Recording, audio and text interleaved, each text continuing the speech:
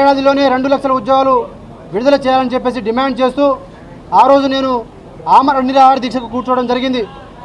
సరే 9 రోజులు కూర్చున్నాం, ఆరోగ్య పరిస్థితి బాగలేదు. తర్వాత ప్రభుత్వమైనా కదిలి మాకు నోటిఫికేషన్ విడుదల చేస్తుందేమో అని చెప్పేసి మేము స్వచ్ఛందంగా విరమించడం జరిగింది. కానీ దాని తర్వాత డిఎస్సి పోస్ట్ పోన్ కానీ గ్రూప్ 2 పోస్టులు పెంచడం కానీ ఇవి రెండూ చేయలేదు. అక్కడితోనే ఆగకుండా అసెంబ్లీలో సాక్షాత్తు ముఖ్యమంత్రి గారు జాబ్ క్యాలెండర్ ప్రకటించినారు, అది కూడా ఇంప్లిమెంట్ చేయలేదు.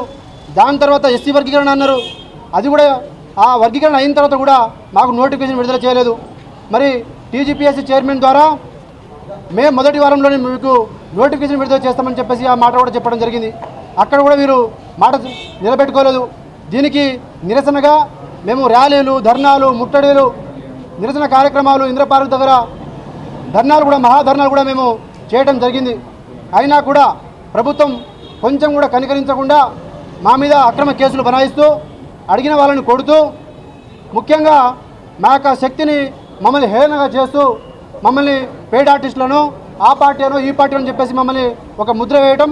అసలు అంతకు మించి బాధాకరమైన విషయం ఏంటంటే మాకు ఉద్యోగాలు ఎక్కువ అయినాయి, మాకు నోటిఫికేషన్ వద్దు అని చెప్పేసి మేము రోడ్డు మీద వచ్చినామని చెప్పేసి మమ్మల్ని హేళన చేస్తూ మాట్లాడినటువంటి ప్రతి మాటని మేము ఖండిస్తూ ఒక కార్యాచరణ పూనుకున్నాం. ఎందుకంటే ముళ్ళును ముళ్ళుతోనే తీయాలి అని చెప్పేసి నిర్ణయించుకున్నాం. ఆ రోజు టీపీసీసీ అధికార ప్రతినిధి అయినటువంటి రియాజ్ ఎవరు, అసలు కాంగ్రెస్ పార్టీ నాయకుడు, బల్మూరి వెంకట ఎవరు, ఎన్ఎస్యూఐ ప్రెసిడెంట్. మరి మా దాంట్లో ఎవరైనా అట్లా పార్టీ జెండా ఎవరైనా వేసుకొని మా ఉద్యమాల్లో వస్తున్నారా? మరి రానప్పుడు అసలు నువ్వెవరు మాకు సర్టిఫికేట్ ఇవ్వడానికి అని చెప్పేసి మేము ఈ ప్రభుత్వాన్ని మేము ఖండిస్తున్నాం, హెచ్చరిస్తున్నాం, అడుగుతున్నాం. దాంతోపాటు ఇక మేము నిరసనలు శాంతియుతంగా మేము పోతే మాకు నోటిఫికేషన్స్ రావు అన్న విషయం మాకు అర్థమైపోయింది. ఇక ఈ ప్రభుత్వంతో తాడో పేడో తేల్చుకోవాలని చెప్పేసి నిర్ణయించుకొని హలో నిరుద్యోగి చలో సెక్రటేరియట్ అనే ముట్టడి కార్యక్రమాన్ని, హలో నిరుద్యోగి చలో సెక్రటేరియట్ అనే ముట్టడి అనే కార్యక్రమాన్ని జూలై 4వ తారీఖున నిర్వహించడం కోసం యావత్ తెలంగాణలో ఉన్న నిరుద్యోగ యువతకు భరోసాగా ఉండాలని చెప్పేసి, అండగా ఉండాలని చెప్పేసి ప్రతి పొలిటికల్ పార్టీని మేము మద్దతు కోరుతూ మేము సిపిఎం రాష్ట్ర కార్యదర్శి అయినటువంటి జాన్ వెస్లీ గారిని మేము మొదట కలవడం జరిగింది. వాళ్ళు సంపూర్ణంగా మద్దతు తెలపడం, దాని తర్వాత మేము ఇక్కడ బీఆర్ఎస్ పార్టీ దగ్గర కూడా మేము మద్దతు తెలపాలని చెప్పేసి గౌరవ పెద్దలు హరిచంద్ర గారిని మేము కోరడం కూడా జరిగింది.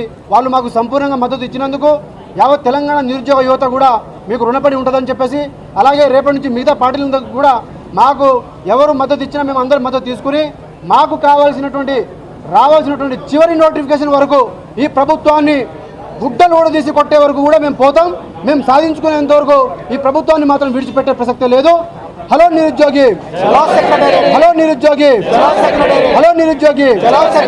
ఒకవేళ ఈ ఉద్యోగాలు కనుక ఇవ్వకపోతే కాంగ్రెస్ పార్టీ హటావో దేశ్ బచావో, కాంగ్రెస్ పార్టీ హటావో దేశ్ బచావో, కాంగ్రెస్ పార్టీ హటావో దేశ్ బచావో అనే నినాదాన్ని కూడా ఢిల్లీ నడి బొడ్డున కూడా ఈ రాహుల్ గాంధీని, ఈ ప్రియాంక గాంధీని వీళ్ళు ఏదైతే మాకు యూత్ డిక్లరేషన్లో ఇచ్చిన మాటని మాకు నిలబెట్టుకున్నందుకు వాళ్ళని రాష్ట్రంలోనే కాదు దేశంలో కూడా వాళ్ళని ఎండగొడతాం. వాళ్ళని ఇంకోసారి ఈ నిరుద్యోగులను ఉపయోగించుకొని బీహార్లో కావచ్చు, తమిళనాడులో కావచ్చు, ఉత్తరప్రదేశ్లో కావచ్చు మీరు నీతి సూక్తులు చెప్తే మాత్రం మీకు తగిన రీతిలో బుద్ధి చెప్తామని చెప్పేసి ఈ యొక్క సందర్భంగా హెచ్చరిస్తా ఉన్నా.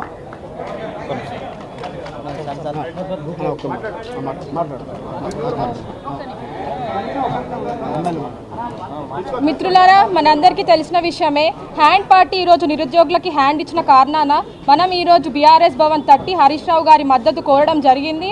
కావున గ్రామాల నుంచి అందరూ నిరుద్యోగులు పెద్ద ఎత్తున తరలి రావాల్సిందిగా కోరుతున్నాను.